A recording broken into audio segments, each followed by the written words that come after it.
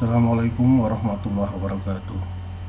Pada kesempatan kali ini Bapak akan melanjutkan pelajaran minggu yang lalu.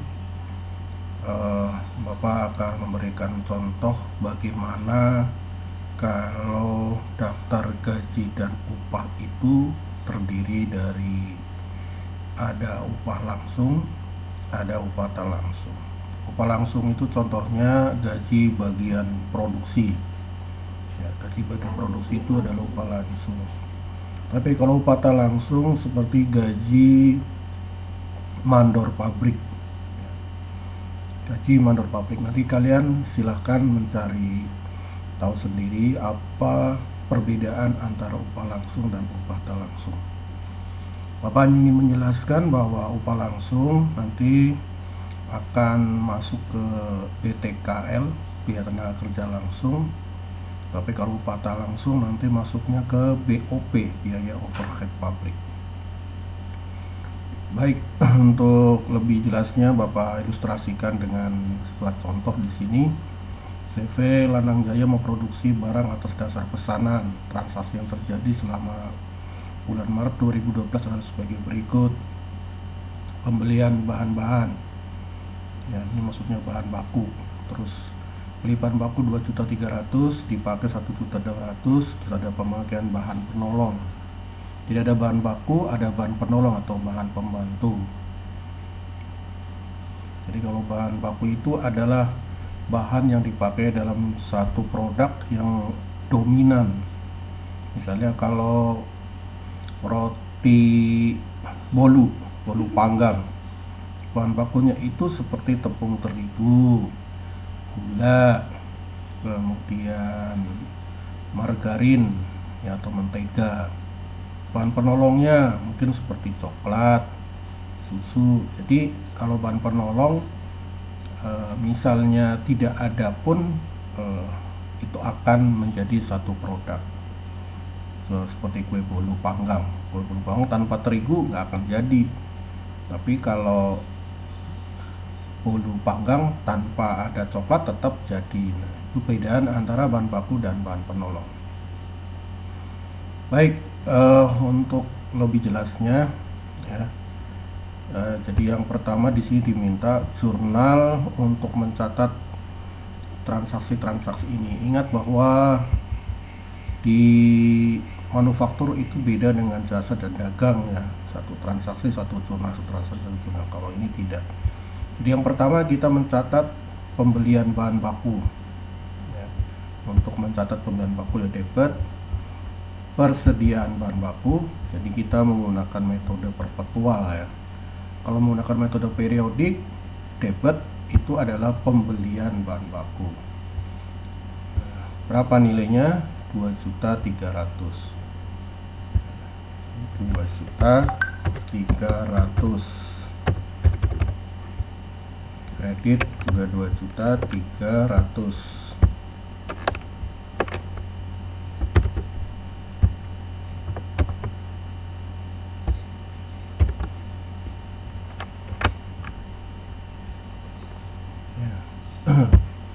Ya, untuk menyingkat tidak Bapak.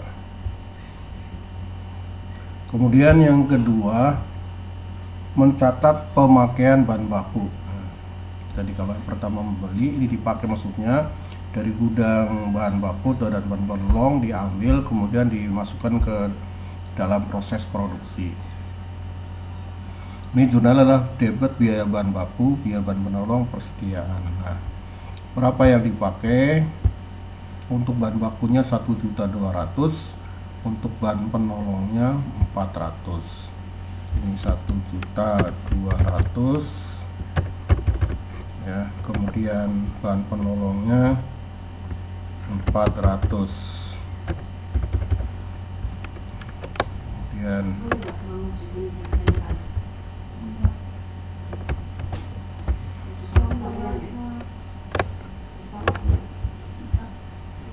ya, kita ratakan rata kanan. Kemudian yang berikutnya adalah jurnal untuk mencatat gaji dan upah. Di sini keterangannya adalah ini, ada upah langsung 1.400.000, upah tak langsung 600.000. Nah, ini kita mendapatkan informasi ini nanti bagaimana jurnalnya. Jurnalnya adalah debit gaji dan upah, ya, kredit utang gaji dan upah. Nah, ini jadi satu antara tadi gaji dan upahnya ada 1.400.000, yang upah langsungnya, upah tak langsungnya 400, jadi semua ada 2 juta. Seperti itu ya. Jadi 2 juta. Nah, kemudian yang berikutnya kita membuat penyesuaian, jadi dipisahkan antara upah langsung dan upah tidak langsung. Jadi di sini upah langsungnya tadi, upah tak langsungnya adalah 400.000. Kredit gaji dan upahnya adalah 400.000.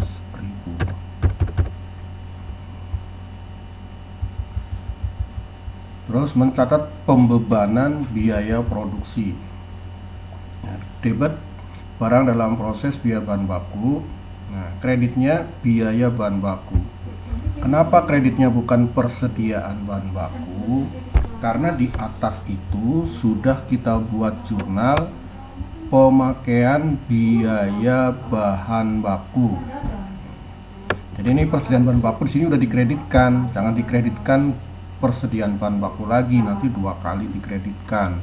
Jadi sekarang dikreditkan itulah biaya bahan bakunya.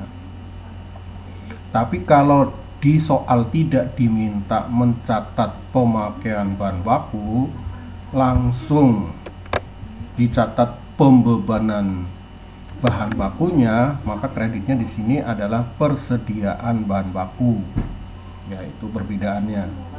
Jadi kalau dicatat pemakaian biaya bahan baku, jurnalnya debit biaya bahan baku persediaan bahan baku. Nanti pembebanannya dikreditkan biaya bahan baku, bukan persediaan bahan baku. Nah, berapa yang dipakai bahan bakunya? Yaitu 1.200.000, ya. Upah langsungnya 1.400.000. Jadi ini 1.200.000. Kemudian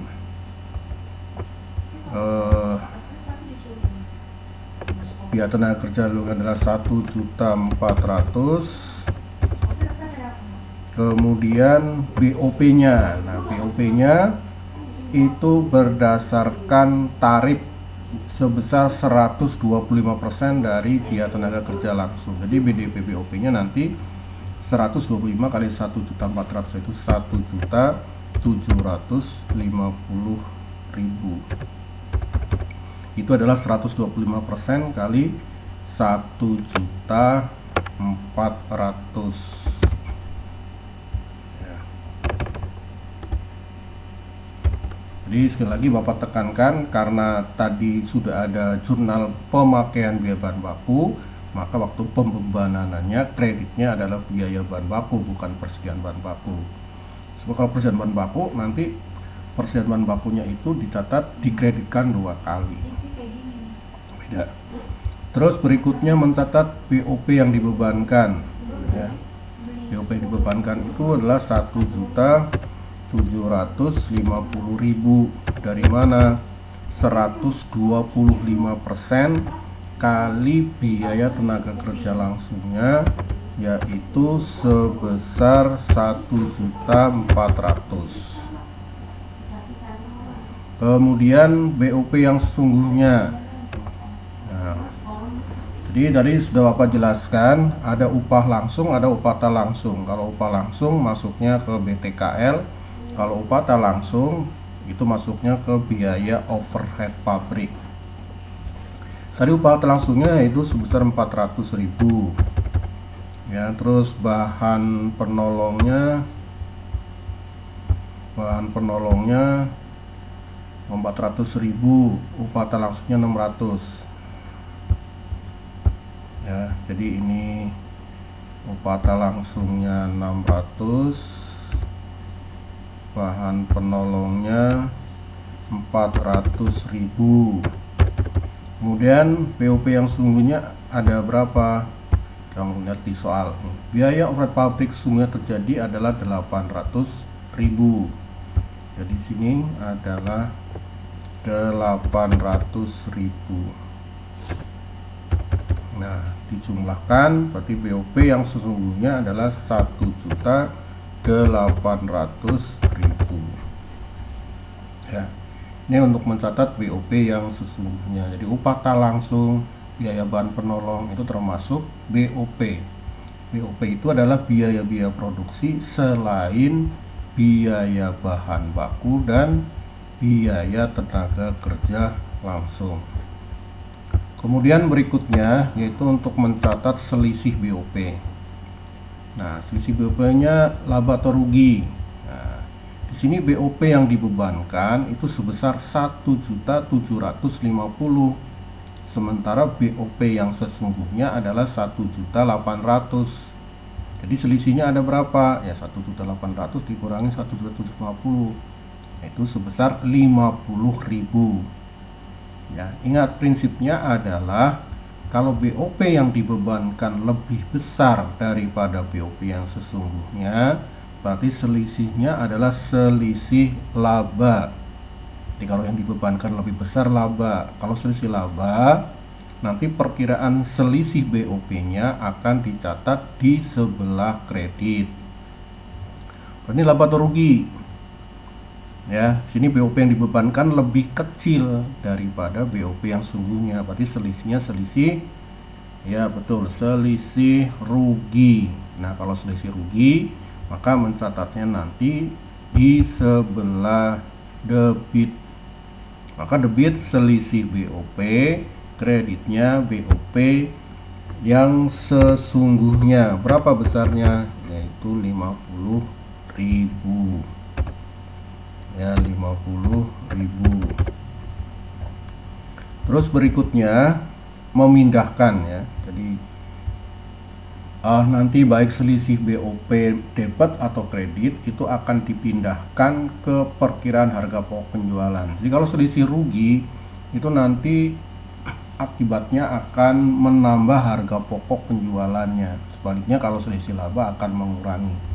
Atau memindahkan jurnal, untuk memindahkan selisih BOP itu sama juga jurnal untuk menutup perkiraan selisih BOP. Menutup itu mengenolkan saldo. Nah, ini kan selisih BOP-nya di debit. Nanti di sini jadi dikreditkan. Nah, kalau misalnya selisih BOP-nya di sini adalah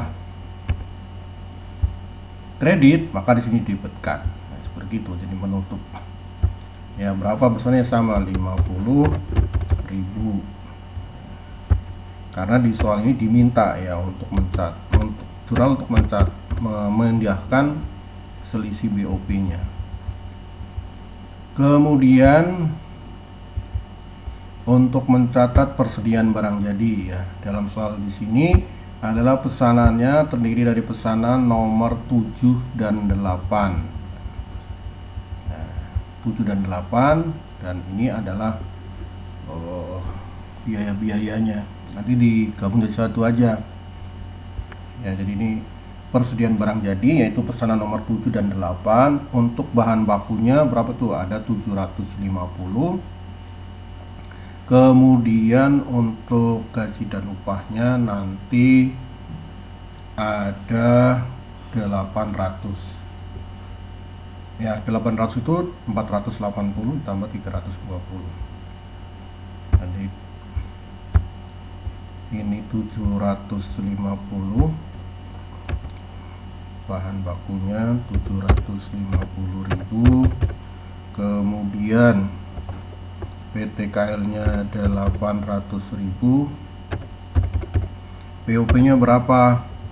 BOP nya ya 125% kali 800.000, karena ketentuannya adalah BOP itu berdasarkan tarif sebesar 125% dari biaya tenaga kerja langsung. Jadi 800.000 kali 125% berapa? 1 juta ya.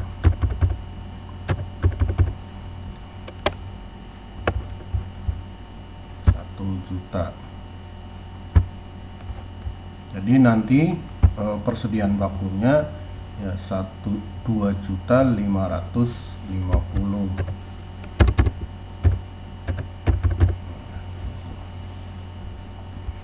Kemudian yang berikutnya, setelah barangnya jadi ya, kemudian nanti diserahkan kepada pihak pemesannya ya. Jadi contohnya debit kas, kredit penjualan, harga pokok penjualan, persediaan barang jadi. Nah, ini harganya berapa? Di sini harganya adalah ditambah laba sebesar 40% dari harga pokoknya ya.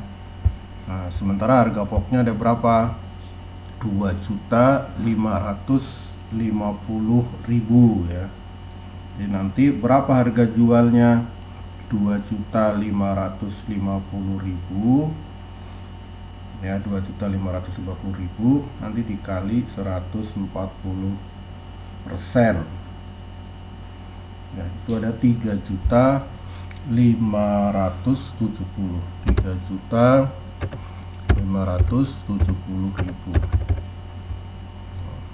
kredit 3.570.000. Terus harga pokoknya berapa ya, kamu lihat di jurnal untuk mencatat persediaan barang jadi yaitu 2.550.000. Jadi selisihnya apa ini? Selisih antara harga jual dan harga pokok.